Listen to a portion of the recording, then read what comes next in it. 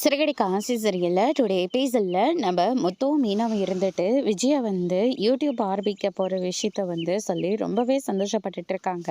அம்மாவுக்கு சின்ன வயசுலேருந்தே டான்ஸ் தான் ரொம்ப பிடிக்கும்.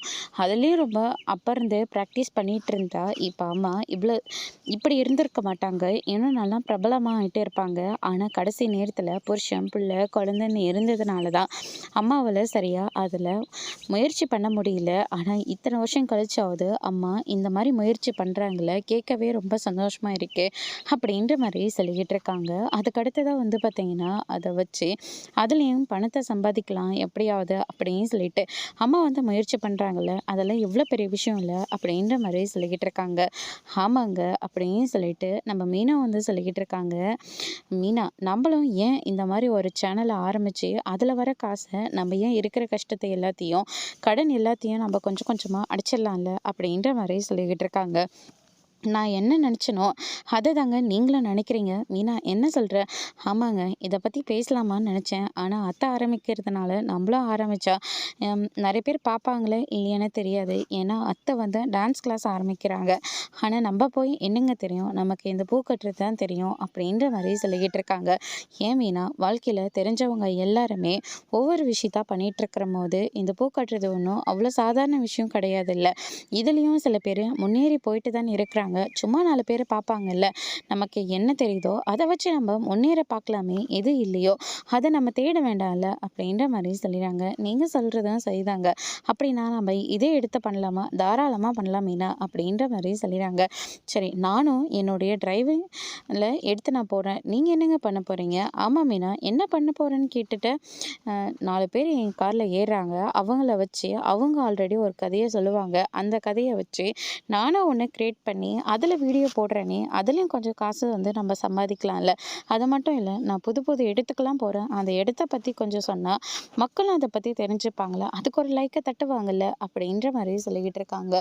சூப்பராக சொன்னீங்க. நீங்கள் டிரைவர் முத்து டிரைவர் அப்படின்ற மாதிரி மென்ஷன் பண்ணுங்கள், நான் மீனா பூக்கடைன்னு மென்ஷன் பண்ணிக்கிறேன் அப்படின்ற மாதிரி சொல்லிட்டு முடிவெடுக்கிறாங்க.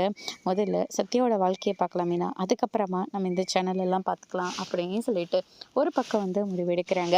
அதுக்கு அடுத்ததாக பார்த்திங்கன்னா இந்த சைடு அடுத்த நாள் நம்ம மனோஜ் இருந்துட்டு ரோகிணியை பார்க்கறதுக்காக அவங்களோட வீட்டுக்கு போகிறாங்க. ரோகிணியை பார்த்த உடனே ரோகிணியும் ரொம்பவே சந்தோஷப்படுறாங்க. என்ன சந்தோஷம் வரலையா அப்படின்னு சொல்லிட்டு கேட்கவும், அவர் வேற ஒரு வேலையை வெளியே கிளம்பி போயிட்டாரு, அதனால தான் பணத்தை கொடுத்துட்டு போகலான்னு நான் வந்தேன் அப்படின்ற மாதிரி சொல்லிடுறாங்க. வீட்டில் யாருமே இல்லையா? அம்மாவும் கிருஷ்ணன் ஊருக்கு போயிருக்காங்க, 2 நாள் கழிச்சு தான் வருவாங்க அப்படின்ற மாதிரி சொல்லிடுறாங்க. அதுக்கு அடுத்ததாக நீ மட்டும் தான் இங்கே தனியாக இருக்கியா? ஆமாம், நான் மட்டும் தான் தனியாக இருக்கேன் அப்படின்ற மாதிரி சொல்லிடுறாங்க. அதுக்கு அடுத்ததாக சரி, நீ சாப்பிட்டியா? நான் சாப்பாடு செஞ்சுருக்கேன், நீ சாப்பிட்டே போயிடு. இல்லை இல்லை, எனக்கு சாப்பாடெல்லாம் வேண்டாம், நான் ரொம்ப நாள் கழிச்சு நல்லாவே சமைக்கிறேன், அதனால் நீ பயப்படாமல் சாப்பிட்லாம் அப்படின்னு சொல்லிட்டு நம்ம ரோகிணி இருந்துட்டு சாப்பாடெல்லாம் போட்டு கொடுக்குறாங்க. சாப்பிட்டுட்டு இருக்காங்க. உங்கள் அம்மா என்னை எந்த அளவுக்கு காயப்படுத்தியிருக்காங்க, நீ அந்த அளவுக்கு பொய் சொல்லியிருக்கல. நான் பொய் சொல்லியிருக்கேன், அதெல்லாம் எதுக்காக சொன்னேன்? உன் கூட வாழ்கிறதுக்காக தானே நான் அந்த பொய்யவே சொன்னேன். அதுக்கப்புறமா நான் உங்கள் அம்மா காலில் கூட விழுந்துட்டேன். ஆனால் உங்கள் அம்மா என்னை எந்த அளவுக்கு அசிங்கப்படுத்த முடியுமோ அந்த அளவுக்கு என்னை அசிங்கப்படுத்திட்டாங்க. நான் எப்படி 4 இடத்துக்கு போக முடியும் அப்படின்ற மாதிரி சொல்லி பேசிக்கிட்டு இருக்காங்க. நீ உங்கள் அம்மா விட்டுட்டு வந்துடு, நம்ம இதே வீட்டில் சந்தோஷமாக நீ நான் எல்லாருமே வாழலாம் அப்படின்ற மாதிரி சொல்லிக்கிட்டு இருக்காங்க. அதெல்லாம் என்னால் முடியாது. நீ எனக்கு ஏதாவது நல்லது பண்ணணும்னு நினச்சேன்னா எனக்கு நீ டிவோர்ஸ் கொடுத்துரு. எப்படி நான் உனக்காக டிவோர்ஸ் கொடுக்க முடியும் மனோஜ்? உன் கூட சேர்ந்து வாழணும்னு நான் ஆசைப்பட்றேன். நீ ஜெயிலில் இருந்தபோது 5 லட்ச ரூபாய் வாங்கி கடனாக வாங்கி தான் நான் கொடுத்தேன். அதுக்காக நான் இப்போ வரைக்குமே நான் வட்டி மட்டும்தான் கட்டிக்கிட்டு இருக்கேன். அசலை கூட என்னால் அடைக்க முடியல. அந்த 5 லட்ச ரூபாயை நான் கொடுத்துட்றேன், நீ எனக்கு டிவோர்ஸ் கொடுத்துரு. உனக்கும் என்னை டிவோர்ஸ் பண்ண தான் தோணுதில்லை. நான் உன் கூட வாழ போராடினா நீ என்னை டிவோர்ஸ் பண்ணணும்னு சொல்கிறல, 2 பேரில் ஏதாவது ஒன்று தான் நடக்கணும். எப்படியும் நான் நினச்சது நடக்க போகிறதில்ல. நீயும் உங்கள் அம்மா விட்டுட்டு என் கூட நீ வாழ மாட்டேன். அதுக்கு நான் பேசாமல் உனக்கு நான் டிவோர்ஸ் கொடுத்துறேன், நீ அந்த பணத்தை எனக்கு கொடுத்துரு அப்படின்ற மாதிரி சொல்லிடுறாங்க. சரி, நான் பணத்தை ஏற்பாடு பண்ணிட்டு சொல்கிறேன், நீயும் டிவோர்ஸ் கொடுத்துரு அப்படின்ற மாதிரி சொல்லிட்டு மனோஜ் அங்கேருந்து கிளம்புறாங்க. என்னை கை கழுவிட்டு போகிறல்ல அப்படின்ற மாதிரி சொல்லிடுறாங்க. ரோகிணியும் ரொம்பவே கோவத்தோட இருக்காங்க. நான் இவ்வளோ தூரம் அவனுக்கு படிச்சு படிச்சு சொல்றேன். அப்பயும் அவன் சுத்தி முத்தியும் அதே விஷயத்துல வந்து தான் நிக்கிறான்ல. அவன எப்படி மாத்தணுமோ அப்படி நான் மாத்திக்கிறேன் அப்படின்னு சொல்லிட்டு ரோகிணி வந்து ஒரு பக்கம் முடிவெடுக்கிறாங்க. அதுக்கு அடுத்ததா வந்து பார்த்தீங்கன்னா, நீத்து இருந்துட்டு ஒரு ரெஸ்டாரண்ட்ல இருக்காங்க.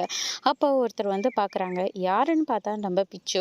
ஆல்ரெடி நம்ம ஸ்ருதிய கல்யாணம் பண்ணிக்க போறவர் தான். ஆனா கடைசி நிமிஷத்துல ரவிய லவ் பண்ணதுனால நம்ம பிச்சிய வந்து கல்யாணம் பண்ணிக்க முடியறதில்ல. அதனால ஸ்ருதிய பழி வாங்குறதுக்காக ஆசிட் ஊத்திட்டு ஜெயிலுக்கு போனவரு. மீனா தான் சரியான நேரத்துக்கு வந்து ஸ்ருதிய வந்து காப்பாத்திருப்பாங்க. அதுக்கு அடுத்ததா வந்து பார்த்தீங்கன்னா, அதுக்கு பழி வாங்குறதுக்காக தான் அவரும் அலைஞ்சிட்டு இருக்காரு. நீட்டு இந்த விஷயத்த சொன்னோனே 5 வருஷத்துக்கு 2 வருஷத்துக்கு முன்னாடி என்னெல்லாம் நடந்ததோ அதெல்லாம் ரீமைண்ட் பண்ற மாரி இருக்கு. இப்ப நீங்க எதுக்கு என்ன பார்க்கணும்? இதுக்கு முன்னாடி நான் உங்கள பார்த்ததே இல்லையே. நான் ஒரு ரெஸ்டாரண்ட் வச்சிருக்கேன். ஓ! சூப்பர். அதுக்கும் என்ன கூப்பிட்டு விசாரிக்கிறதுக்கும் என்ன சம்மந்தம் இருக்கு? ரவி இருக்காருல்ல, அதாவது ஸ்ருதியோட ஹஸ்பண்ட். அவர நான் லவ் பண்ணிட்டுருக்கேன். அவர நான் கல்யாணம் பண்ணிக்கணும்னு ஆசைப்படுறேன். அது குறுக்கால இருக்கிறது அந்த ஸ்ருதி மட்டும் தான். அதனால ஸ்ருதிய நீங்க என்ன வேணாலும் பண்ணிக்கோங்க. அத பத்தி எனக்கு கவலை இல்ல. ஆனா ரவி எனக்கு வேணும் அப்படின்ற மாரி சொல்லிறாங்க. அவளும் எனக்கு கிடைச்சிட்டாக்க, அவ என்ன பண்ணதுக்கெல்லாம் நான் சேர்த்து வச்சு அவள நல்லாவே நான் பழி வாங்குவேன். நீங்க குடுக்குற ஐடியாவும் எனக்கு நல்லா தான் பொருந்தது. இனிமே நம்ம 2 பேரும் ஒண்ணா சேர்ந்து அந்த ஸ்ருதிய நம்ம பழி வாங்கலாம் அப்படின்ற மாரி முடிவெடுக்கிறாங்க.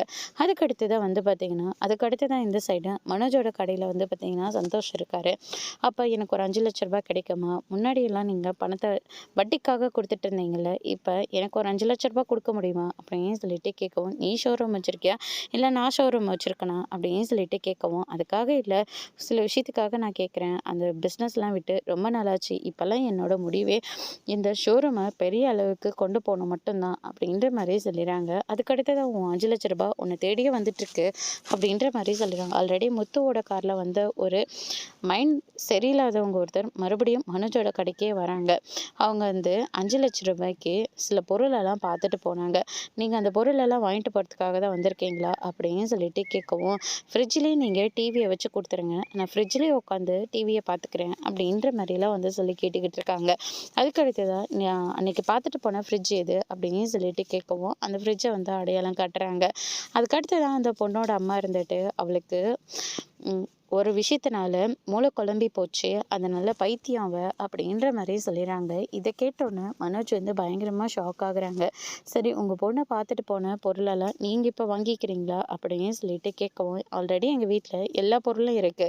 இவன் நெறைய ஷோரூம்க்கு எங்கள கூட்டிட்டு போயிட்டா. கடைசியா இந்த ஷோரூம்க்கு தான் அவ அன்னைக்கு வந்துட்டு போயிருக்கா. அதனால இங்க கூட்டிட்டு வரணும்னு சொல்லி ரொம்ப பிடிவாதம் பண்ணா. அதனால தான் இங்க கூட்டிட்டு வந்தேன். நீங்க எதுவும் தப்பா எடுத்துக்காதீங்க." அப்படின்ற மாரியே சொல்லிட்டு இருக்காங்க. அதோட இன்னைக்கான எபிசோட் முடிச்சிருக்காங்க. இனி சிறகடிக்க ஆசை சீரியல்ல அடுத்தடுத்து என்னெல்லாம் நடக்க போகுதுன்றத வெயிட் பண்ணி பார்க்கலாம். Thank you.